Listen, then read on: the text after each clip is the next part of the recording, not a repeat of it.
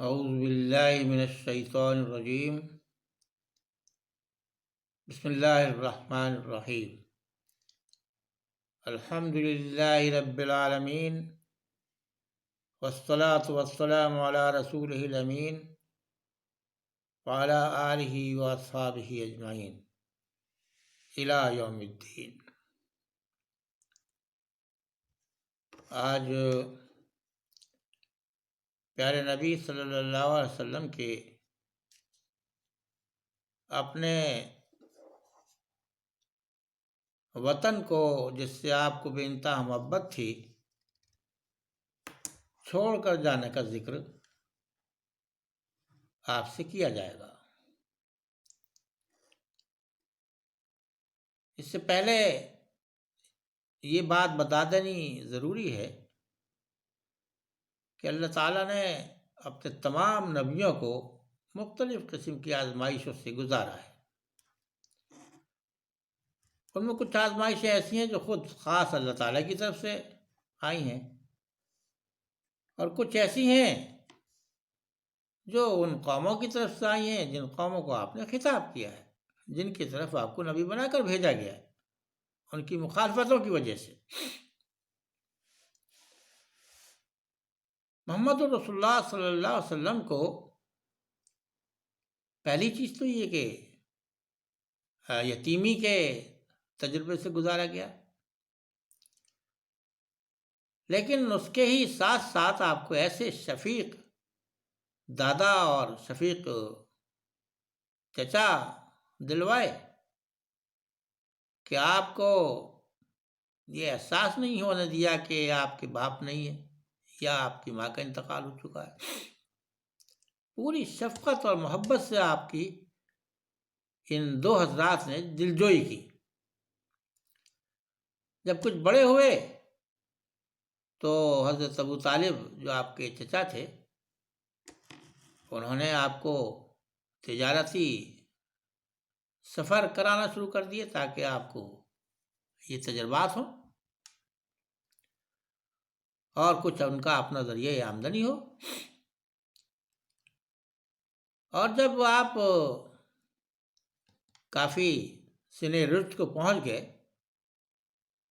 بڑے ہو گئے، اور آپ کا چرچا، آپ کی امانت داری کا اور آپ کی صداقت کا چرچا پورے مکے میں پھیلا، تو حضرت خدیجہ رضی اللہ تعالی عنہ، جو ایک اچھے خاندان کی خاتون تھیں اور اچھی تجارت ان کی چلتی تھی، ان کے دل میں یہ بات ڈالتی کہ رسول اللہ صلی اللہ علیہ وسلم کے ذریعے سے تجارت کرائیں۔ پھر حضرت خدیجہ نے خود پیشکش کر دی، آپ سے نکاح کی، جسے آپ نے حضرت ابو طالب کے مشورے کے بعد قبول کر لیا۔ تو یتیمی کے دکھ کو، درد کو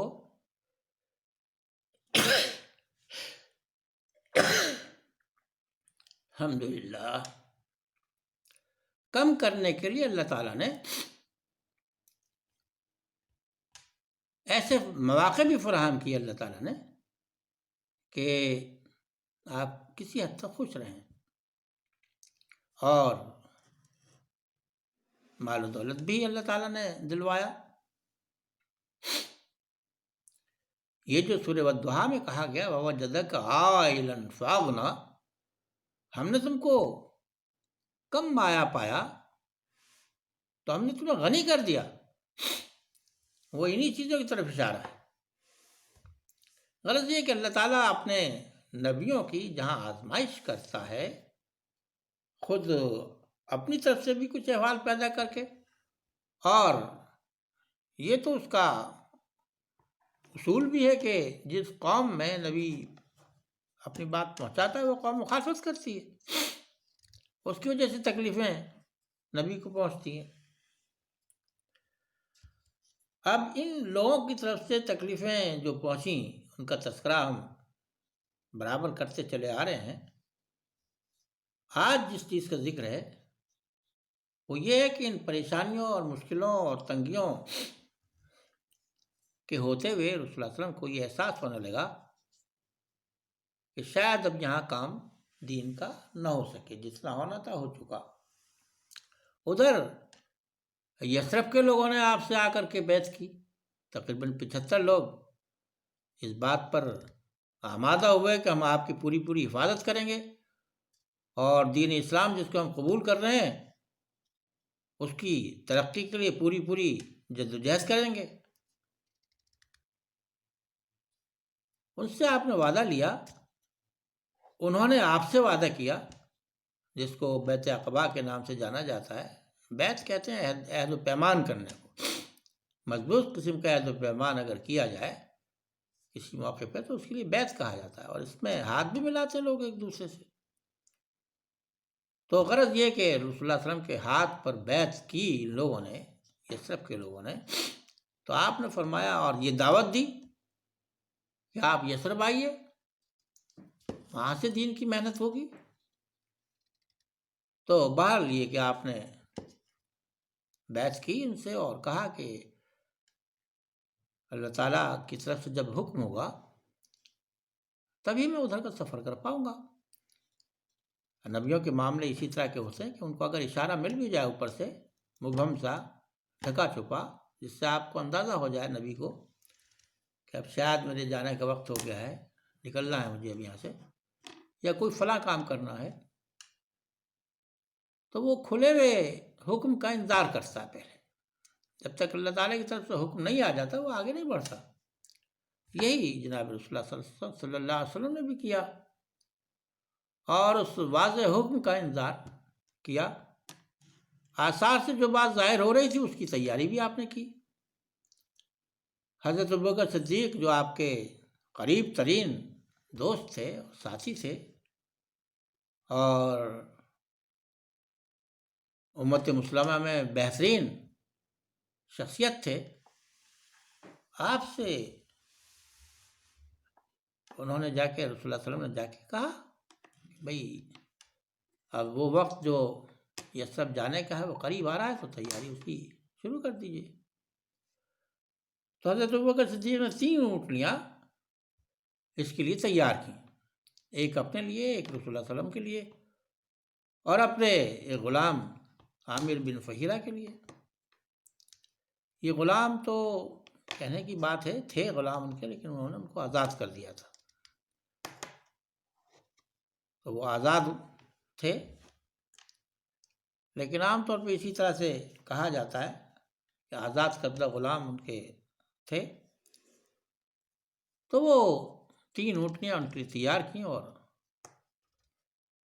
پلان اس کا بنا لیا خاموشی سے۔ ادھر کفار نے جب یہ دیکھا کہ یہ جتنے مسلمان اب ہیں یہاں پر مکے میں، جن کو ہم پریشان کرتے رہتے ہیں مستقل طور سے، یہ تھوڑا تھوڑا کر کے، تھوڑا تھوڑا کر کے، ایک ایک دو دو کر کے یثرب جا رہے ہیں، تو بڑا غصہ ان کو سوار ہوا اور انہوں نے یہ فیصلہ کر لیا کہ اب رسول اللہ صلی اللہ علیہ وسلم کو ختم ہی کر دینا ہے۔ لیکن چونکہ عرب کا معاشرہ ایک قبائلی معاشرہ تھا اور ہر قبیلے کا اپنا ایک مزاج تھا، اس کی اپنی ایک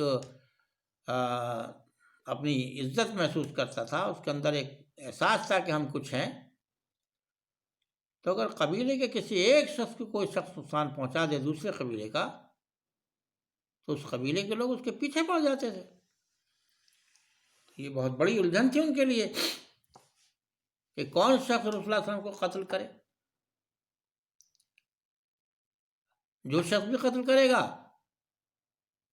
وہ حضرت صلی اللہ علیہ وسلم کے قبیلے کے لوگ، یعنی بنو ہاشم، اس کے پیچھے پڑ جائیں گے، اس کی بوٹی بوٹی نوچ دیں گے۔ تو انہوں نے یہ طے کیا کہ تمام قبیلوں کے سردار مل کر آپ کو کسی رات میں حملہ کریں آپ پر اور آپ کو قتل کر دیں۔ تو یہ رات ان کی طے ہو گئی، انہوں نے رسول اللہ صلی اللہ علیہ وسلم کے گھر کو گھیر لیا۔ ادھر اللہ تعالیٰ کی طرف سے جو چال چلنی تھی وہ اللہ تعالیٰ نے چال چلی۔ اللہ تعالیٰ تو قرآن کریم میں کئی مقام پر یہ کہتا ہے وَمَكَرُوا وَمَكَرَ اللَّهُ وَاللَّهُ خَيْرُ الْمَاكِرِينَ، انہوں نے چال چلی، اللہ نے بھی چال چلی، اور اللہ بہترین چال چلنے والا ہے۔ تو یہ اس موقع پر بھی، ہجرت کے موقع پر بھی، یہ کفار رسول اللہ علیہ وسلم کے خلاف ایک چال چل رہے تھے، اور اللہ تعالیٰ رسول اللہ علیہ وسلم کو اور آپ کے ساتھیوں کو حفاظت سے مدینہ تک پہنچانے کا کے سلسلے میں ایک چال چل رہا تھا۔ تو رسول اللہ علیہ وسلم نے یہ طے کیا کہ رات میں کسی وقت نکلیں گے، جب اللہ تعالیٰ کی طرف اشارہ ہوگا جیسے ہی ہم نکلیں گے، اور غار ثور میں جا کر کے قیام کریں گے۔ غار ثور مدینہ مکہ کے جنوب میں ہے، جبکہ یثرب مکہ کے شمال میں ہے، بالکل الٹی سمت میں۔ تو آپ مکے سے پہلے نکل کے جنوب کی طرف کو چلے اور غار ثور میں جا کر کے پناہ لی،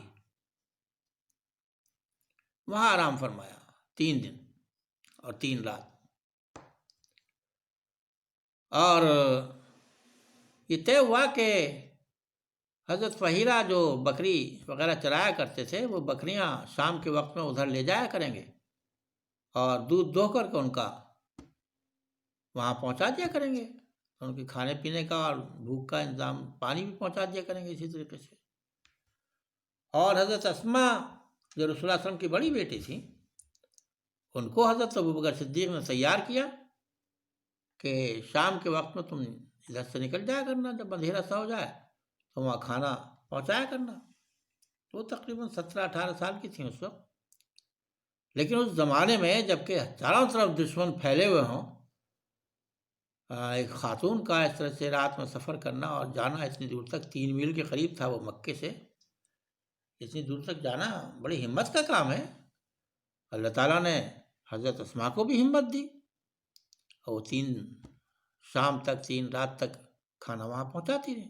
خیر، تو ہوا یہ کہ جب رسول اللہ علیہ وسلم نے کو اشارہ مل گیا اللہ تعالیٰ کی طرف سے جس رات میں کہ اب تمہارا نکلنے کا وقت ہو گیا، اب تم نکلو، تو آپ نے حضرت علی کو اپنے بستر پر لٹا دیا اور کچھ امانتیں دیں، جو قریشی کی امانتیں تھیں، جو رسول اللہ علیہ وسلم کے ساتھ مستقل دشمنی کر رہے تھے، ان کی امانتیں تھیں۔ لیکن چونکہ رسول اللہ علیہ وسلم امین تھے، اور ایک رسول ہمیشہ امین ہی ہوتا ہے، تو آپ نے وہ امانتیں ان کو واپس پہنچانے کا انتظام کیا۔ حضرت علی سے کہا کہ تم یہ امانت ان لوگوں کو دے کر کے پھر مدینے آ جانا۔ اور جب گھر سے آپ نکلے تو اللہ تعالیٰ نے کچھ ایسا انتظام کیا کہ جو باہر پہرا دے رہے تھے یہ لوگ، ان سب کو ایک نشی کسی کیفیت پیدا ہو گئی اور اونگ آ گئی، اور رسول اللہ علیہ وسلم وہاں سے پوری حفاظت کے ساتھ نکل کر کے غار ثور میں پہنچ گئے۔ اب یہ جب انہوں نے صبح کو ان کی جس وقت آنکھ کھلی اور پریشان ہوئے کہ ہیں یہ کیا ہوا،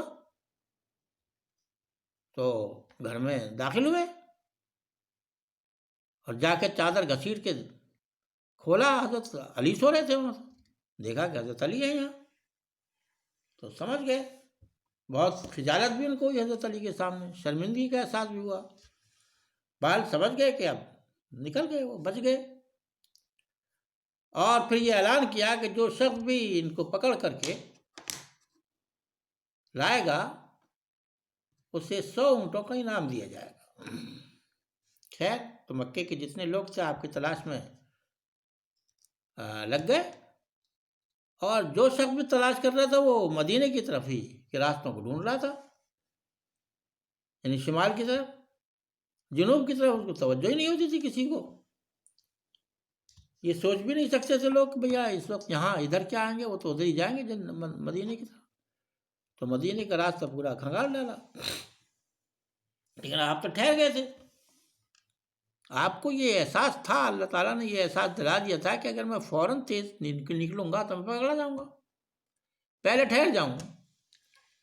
تو 3 دن 3 رات آپ وہاں غار میں ٹھہرے رہے، اور بہت ہی خاموشی کے ساتھ آپ کے پاس دودھ بھی پہنچتا رہا اور کھانا بھی پہنچتا رہا، کوئی پریشانی آپ کو نہیں ہوئی۔ اس تلاش میں جب لوگ تھے آپ کی، تو کچھ لوگ غار ثور پر بھی پہنچے جہاں آپ نے قیام کر رکھا تھا۔ حضرت ابوبکر صدیق نے ان کے پاؤں دیکھے اور پریشانی کا اظہار کیا، تو آپ نے فرمایا کہ اے میرے ساتھی، اے ابو بکر، ہم دو کے ساتھ ساتھ یہاں ایک تیسرا اور بھی ہے۔ اشارہ یہی تھا کہ ہم دو ہی نہیں ہیں یہاں، صرف اللہ تعالیٰ بھی موجود ہے ہماری حفاظت کے لیے۔ تو حضرت ابوبکر صدیق کو اطمینان ہو گیا۔ وہ لوگ غار ثور کے دہانے تک پہنچے، ان کے پاؤں حضرت ابوبکر صدیق کو نظر آ رہے تھے، لیکن وہاں ان لوگوں نے یہ دیکھا کہ اس کے دہانے پر مکڑی نے جالا تن رکھا ہے اور کبوتر نے انڈے دے رکھے ہیں۔ تو انہوں نے سوچا کہ یہاں اگر یہ لوگ آتے تو لازماً یہ ٹوٹا ہوا ہوتا جالا وغیرہ، اور اس کا یہ سب تنکے ان کے سب بکھرے ہوئے ہوتے، وہ واپس چلے گئے۔ ایک قصہ اور اس میں ہوا کہ جب حضرت ابوبکر صدیق نے غار کی صفائی کی وہاں رسول اللہ صلی اللہ علیہ وسلم کے پہنچنے سے پہلے، تو ساری صفائی کر کر آ کے انہوں نے تیار کیا رسول اللہ صلی اللہ علیہ وسلم کے آرام کے لیے غار کو۔ اس میں جتنے سوراخ سے، اس میں انہوں نے اپنی ایک چادر لے کر کے اس کو پھاڑ پھاڑ کر کے اس کے ٹکڑے سوراخوں میں بھر دیے۔ ایک سوراخ جو تھا وہ خالی رہ گیا، نہیں بھر پایا، تو آپ نے اس پر اپنی ایڑھی لگا لی اور رسول اللہ علیہ وسلم کو اپنی زانوں پہ لٹا کر کے سونے کے لیے کہہ دیا۔ آپ سو گئے۔ اس درمیان میں اس سوراخ میں جس سے آپ نے ایڑھی لگا رکھی تھی، کوئی کیڑا تھا، اس نے آپ کے کاٹا۔ جب کاٹا تو آپ کو سخت تکلیف ہوئی، درد ہوا، لیکن زانو مبارک پر رسول اللہ صلی اللہ علیہ وسلم کی، وہ حضرت ابوبکر صدیق کے زانوں پہ حضرت رسول اللہ صلی اللہ علیہ وسلم کا سر مبارک رکھا ہوا تھا۔ تو بڑی شدت کے ساتھ اپنے آپ کو انہوں نے روکا ہلنے جلنے سے، لیکن پھر بھی آپ کی آنکھوں سے آنسو ٹپکے تو وہ آپ کے رخسار پر گرے۔ آپ کی آنکھ کھل گئی، پوچھا کیا معاملہ ہے؟ تو آپ نے بتایا کہ یہ کسی کیڑے نے میرے کاٹ لیا۔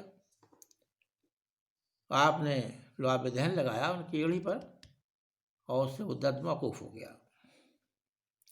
تو 3 دن تک حضرت اسما رضی اللہ تعالی عنہ وہاں کھانا پہنچاتی رہی، اور 3 دن تک فہیرہ رضی اللہ تعالیٰ عنہ بکریوں کا دودھ ان کو پہنچاتے رہے۔ تیسرے دن، یعنی 3 دن رات گزرنے کے بعد یہ تینوں حضرات مدینے کی طرف سفر کے لیے چلے۔ اب مدینے کے لیے جو سیدھا راستہ جا رہا تھا اس کو اختیار نہیں کیا انہوں نے، بلکہ ایک اور راستہ تھا جو اس راستے سے ہٹ کے تھا کافی، لیکن کہیں کبھی جب ہم نقشہ دیکھتے ہیں اس کا راستے کا، تو وہ کہیں وہ اس راستے سے جو خاص راستہ سمین اس سے بھی کراس کرتا تھا کہیں۔ تو وہ لمبا راستہ تھا، اس لمبے راستے کی طرف کسی کو دھیان نہیں ہو کر جا کر دیکھیں۔ یہ اعلان کہ 100 اونٹوں کا انعام اس کو دیا جائے گا جس نے آپ کو پکڑ لیا، یہ حضرت سراقہ نے سنا۔ اس وقت کوئی اس طرح ایمان نہیں لائے تھے، وہ ان کو ڈھونڈتے ہوئے تلاش کرتے ہوئے صحیح راستے پہ پہنچ گئے ان کے پیچھے، اور جب گھوڑا انہوں نے تیز دوڑایا تو قریب ہو گئے۔ حضرت ابوبکر صدیق نے پھر کہا کہ یا رسول اللہ، یہ تو کوئی شخص آ گیا اور پکڑا ہے، یہ خطرہ ہے ہمارے لیے۔ آپ نے فرمایا فکر مت کرو، اللہ ہمارے ساتھ ہے۔ اور ہوا یہی، جب وہ قریب آئے حضرت سراقہ تو ان کا گھوڑا ٹھوکر کھا گیا اور وہ گر گئے۔ وہ پھر اٹھے، گھوڑے کو سنبھالا، پھر دوڑایا گھوڑے کو۔ جب اور قریب ہو گئے پھر تو گھوڑے کی ٹانگیں پوری دھنس گئیں اس کے ریس میں۔ اب ان کو یہ احساس ہو گیا کہ بھئی یہ معاملہ غیر معمولی ہے، سمجھ گئے کہ یہ ضرور رسول ہیں، اور انہوں نے کہا کہ یا رسول اللہ میں معافی چاہتا ہوں،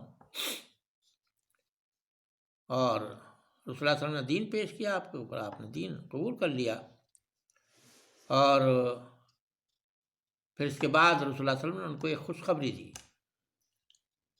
کہا کہ سراقہ میں تمہارے ہاتھ میں کسریٰ کے کنگن دیکھتا ہوں۔ کنگن یہ سونے کے کنگن تھے، کسریٰ کے کنگن ہونے کا مطلب سونے کے کنگن، سونے کے بنے ہوئے کنگن۔ کسریٰ جو ہے یہ ایران کا بادشاہ تھا، اس کا نام کسریٰ تھا، اور بہت بڑی سلطنت تھی اس زمانے میں ایران کی۔ تو یہ خوشخبری دینا جو ہے بہت بڑی بات ہے، بہت بھاری مدد ملی ہے مسلمانوں کو، بڑا حوصلہ حاصل ہوا ہے اس خوشخبری کی وجہ سے۔ تو حضرت سراقہ وہاں سے واپس ہوئے، اور جو شخص بھی ادھر کو